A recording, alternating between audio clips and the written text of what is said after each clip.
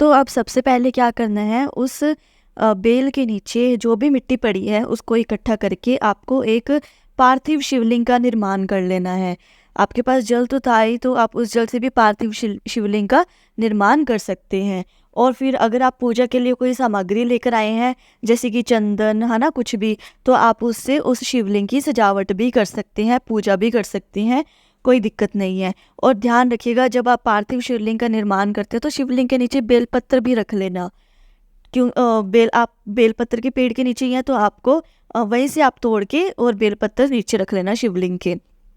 और फिर उसके बाद जब आप पार्थिव शिवलिंग का निर्माण करते हैं तो आपको श्री शिवाय नमस्तुभ्यम का मंत्र जाप भी करते रहना है। और फिर जो आप अपने साथ पंचामृग लेकर आए थे तो आपको शिवलिंग पर वो चढ़ा देना है सबसे पहले। और फिर उसके बाद आपको उसके ऊपर जनेऊ चढ़ा देना है शिवलिंग के ऊपर। जनेऊ कैसे चढ़ाना है, शिवलिंग के ऊपर से लेके और जलाधारी की तरफ उसको जनेऊ का उपयोग करना है। और फिर उसके ऊपर शिवलिंग के ऊपर आपको जो काले तिल लेकर आए थे वो चढ़ाने के बाद 5 फूल आपको समर्पित कर देने हैं।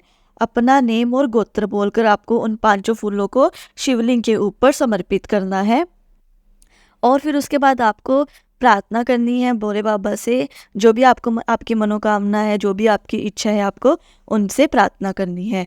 और फिर जो आप अपने साथ दीपक लेकर आए थे, उस दीपक को आपको बेलपत्र की जड़ों के पास आपको उस दीपक को जलावित करना है। और फिर उसके बाद ध्यान रखिएगा, आपको उस दीपक के नीचे आसन जरूर बना लेना है, जैसे गेहूं के दाने का, चावल के दाने का, कुछ भी। और फिर उसके बाद आपको जो आप जल लेकर आए थे अपने साथ, उस जल को आपको शिवलिंग के ऊपर समर्पित करना है, शिवलिंग विसर्जन कर देना है, ठीक है, वहीं पे। और आपको वहीं पे आपकी कामना बोलनी है। और आपको जहाँ पे आपने शिवलिंग बनाया था वहाँ से लेकर पेड़ के पास आपको आधी परिक्रमा करनी है। और फिर श्री शिवाय नमस्तुभ्यम का मंत्र जाप भी करते रहना है। तो गुरुदेव जी ने अपनी कथा में यह बहुत ही सरल उपाय बताया था, बहुत ही अच्छा उपाय बताया था। अगर प्रदोष काल के समय, प्रदोष के दिन आप इस उपाय को करते हैं, आपकी सारी मनोकामनाएं पूर्ण होगी। मेरी देव आदिदेव महाराज जी से यही प्रार्थना है कि आपका जीवन खुशियों से भरा रहे, आपकी सारी परेशानियां खत्म हो जाए, दूर हो जाए, और आप ऐसे ही छोटे छोटे उपाय करके अपनी सारी परेशानियों को दूर कर सकें। ओम नमः शिवाय, हर हर महादेव, श्री शिवाय नमस्तुभ्यम। देखिए, आज का जो वीडियो है यह बहुत ही ज़्यादा विशेष होने वाला है। प्रदोष का दिन आ गया है और यह प्रदोष पड़ने वाली है पितृपक्ष यानी श्राद्ध पक्ष के पहले पड़ने वाली।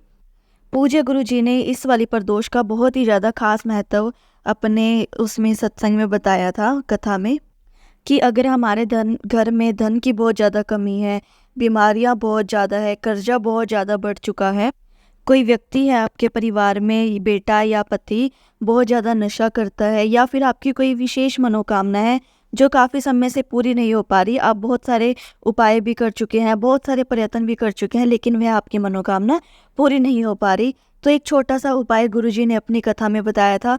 तो मैं पूज्य गुरुजी की कथा को सुनकर समझकर बहुत ही विस्तार से आपको कुछ उपाय बताऊंगी। तो आप हर उपाय का अलग अलग महत्व रहेगा, तो इन उपायों को जरूर सुनिए। और उससे पहले आपसे निवेदन करती हूँ, प्रार्थना करती हूँ कि अगर आप इस चैनल पर नए हैं या पहली बार आए हैं तो आप इस चैनल को सब्सक्राइब करें, लाइक करें, शेयर करें। अगर आप ज़्यादा से ज़्यादा शेयर करेंगे तो ज़्यादा से ज़्यादा शिव भक्त इस वीडियो को देख पाएंगे और वह भी इन उपाय को करके देख सकेंगे। क्योंकि गुरुजी हमेशा कहते हैं कि इन छोटे छोटे उपाय को करने से ही हमारा जीवन खुशियों से भर जाता है, और अगर आप शेयर करेंगे तो किसी और का भी भला हो जाता है। तो बात कर लेते हैं पहले वाले उपाय की। तो पहला वाला उपाय किन लोगों को करना है वो भी मैं आपको बता देती हूँ। अगर आपके घर में बहुत ज़्यादा धन की कमी है, बहुत ज़्यादा कर्जा हो चुका है, आपका व्यापार भी अच्छे से नहीं चल रहा और कर्जा बढ़ता ही जा रहा है, तो प्रदोष के दिन जो ये पड़ रही है ना प्रदोष, इस दिन आपको यह उपाय करना है। क्या क्या सामग्री की आवश्यकता पड़ेगी, की ज़रूरत पड़ेगी, वो भी मैं आपको बता देती हूँ। तो सबसे पहले लेने हैं काले तिल। गुरुजी ने अपनी कथा में संख्या नहीं बताई थी कि कितने लेने हैं, तो आप थोड़ी सी मात्रा में ले लीजिएगा। और उसके बाद लेना है कांटा। तो बहुत सारे लोग इस चीज़ को लेके कन्फ्यूज़न में हो जाते हैं कि कौन सा कांटा लेना है। तो ध्यान रखिएगा कि हमें कोई भी कांटा नहीं लेना, हमें लेना है बबूल के पेड़ का। तो ध्यान रखिएगा, जो बबूल का पेड़ होता है ना, उस पे उसकी जो पत्तियां होती है वो थोड़ी थोड़ी शमी के पत्र जैसी दिखती है। तो हमें बबूल के पेड़ से कांटा लेना है, मात्र एक कांटा लेना है, और उसी के साथ लेने हैं हमें शमी पत्र। शमी पत्र कितने लेने हैं? मात्र 5 शमी पत्र लेने हैं। ध्यान रखिएगा, एक एक पत्तियां नहीं लेनी, जो पूरे पत्र होते हैं जिस पे 7-8 पत्तियां होती हैं उस पूरे को बोला जाता है एक शमी पत्र। तो हमें इसी तरह से 5 शमी पत्र लेने हैं। और हो सके तो आप घर पे ही शमी पत्र का पौधा लगा लीजिए, और उसके प्रदोष के समय वहाँ पर डेली रोजाना एक दीपक देसी घी से, शुद्ध गौ माता जी का देसी घी का दीपक जिसमें गोल बत्ती लगी हो, अगर आप वो शाम को वो भी ज्वाला करते हैं, उससे ज्वाला करते हैं, तो आपकी यूं ही सारी परेशानियां खत्म हो जाएगी, दूर हो जाएगी। लेकिन अगर आपको धन प्राप्ति के लिए यह उपाय करना है तो आपको 5 शमी पत्र लेने हैं, और वह शमी पत्र कहीं से भी खंडित न हो। और फिर इन तीनों चीज़ों को लेकर प्रदोष के समय में, प्रदोष काल में, प्रदोष के दिन आपको इस उपाय को करना है। इन तीनों चीज़ों को अपने दाहिने हाथ में मुट्ठी में बंद कर लेनी है, जैसे कि काले तिल और वो एक हमने जो कांटा लिया था और शमी पत्र। और यदि आपकी दुकान अच्छे से नहीं चल रही है, दुकान में कोई समस्या आ रही है, तो आपको अपने दुकान के बाहर प्रवेश द्वार पर जाना है, और वहाँ पर घड़ी की सुई की दिशा में इन तीनों चीज़ों को 21 बार उसारना है। और यदि आपकी दुकान नहीं है, आपको अपने घर पर ही उपाय करना है, तो आप घर के प्रवेश द्वार पर भी इसी तरह 21 बार इन तीनों चीज़ों को अपनी मुट्ठी में बंद करके उसारना है। और अगर आपकी फैक्ट्री में करना चाहें तो फैक्ट्री के प्रवेश द्वार पर भी आप इस उपाय को कर सकते हैं। और फिर उसके बाद आपको अपने घर में या दुकान में या फैक्ट्री में के अंदर नहीं जाना, आपको बाहर की तरफ जाके किसी चौराहे पे इन तीनों चीज़ों को रख देना है। और चौराहा कोई भी हो सकता है, जैसे आपकी कॉलोनी में कोई चौराहा हो, वहाँ पर भी आप इस उपाय को कर सकते हैं। अगर आपको ऐसा लगता है कि चौराहे पर नहीं करना क्योंकि कोई ना कोई देख लेगा तो वह क्या सोचेगा, तो फिर आप किसी भी चलते हुए पानी में यानी नदी में इस चीज़ को बहा दीजिए।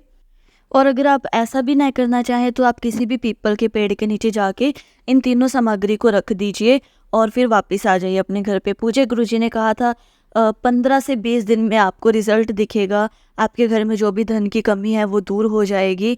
और यदि आप प्रदोष के दिन और प्रदोष काल के समय इस उपाय को करते हैं तो जो भी धन की कमी है वो सारी दूर हो जाएगी। और अब बात कर लेते हैं दूसरे वाले उपाय की। तो दूसरा वाला उपाय कैसे करना है वो भी मैं आपको बता दूंगी अच्छे से, विस्तार से। और दूसरा वाला उपाय, अगर आपकी कोई विशेष कामना है जो काफ़ी समय से पूरी नहीं हो रही है, आपने बहुत सारे प्रयत्न किए, बहुत सारे उपाय करके देख लिए, लेकिन आपकी वो कामना पूर्ण नहीं हो रही है, तो उनके लिए यह उपाय है। बहुत छोटा सा उपाय गुरुजी ने अपनी कथा में बताया था। तो सबसे पहले आपको लेने हैं सफ़ेद फूल, लेकिन ध्यान रखिएगा केतकी का फूल नहीं लेना है, यानी कि जिसे बोलते हैं चंपा का फूल। उस फूल को छोड़कर बाकी आपको जो भी सफ़ेद फूल मिले, आपको सफ़ेद फूल ले लेने हैं। कितनी संख्या लेनी है? 5 सफ़ेद फूल लेने हैं। और उसी के साथ साथ आपको लेने हैं काले तिल। गुरुजी ने अपनी कथा में कोई संख्या नहीं बताई थी कि कितने लेने हैं, तो आप कितने भी ले सकते हैं। और उसी के साथ आपको लेनी है एक जनेऊ। तो जनेऊ तो आप जानते ही होंगे। और फिर उसी के साथ आपको लेनी है पंचामृत। वो क्या होता है वो भी मैं आपको बता देती हूँ। जिसमें आपको लेनी है थोड़ी सी दही, कच्चा दूध गाय का, और फिर उसी के साथ आपको थोड़ा सा शहद और थोड़ी सी मिश्री, और थोड़ा सा लेना है गौ माता जी का देसी घी। ये 5 चीज़ें लेनी है।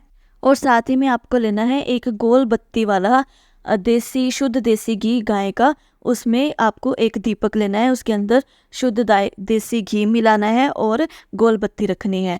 और उसी के साथ आपको लेना है एक तांबे का लोटा, और उसमें आपको ज़्यादा से ज़्यादा अपने घर से जल भर लेना है। और इन सारी सामग्री को लेकर आपको चले जाना है बेल के पेड़ के पास। लेकिन ध्यान रखिएगा, इस उपाय को करने के लिए एक नियम है, वो नियम भी मैं आपको बता देती हूँ। पूज्य गुरुजी ने अपनी कथा में बताया था कि एक प्रदोष को आप इस उपाय को कर लीजिए, ज़्यादा से ज़्यादा 2 महीने में आपकी जो भी बड़ी से बड़ी मनोकामना है वो पूरी हो जाएगी। और ध्यान से सुनिएगा कैसे करना है, मैं आपको नियम के अनुसार बता देती हूँ।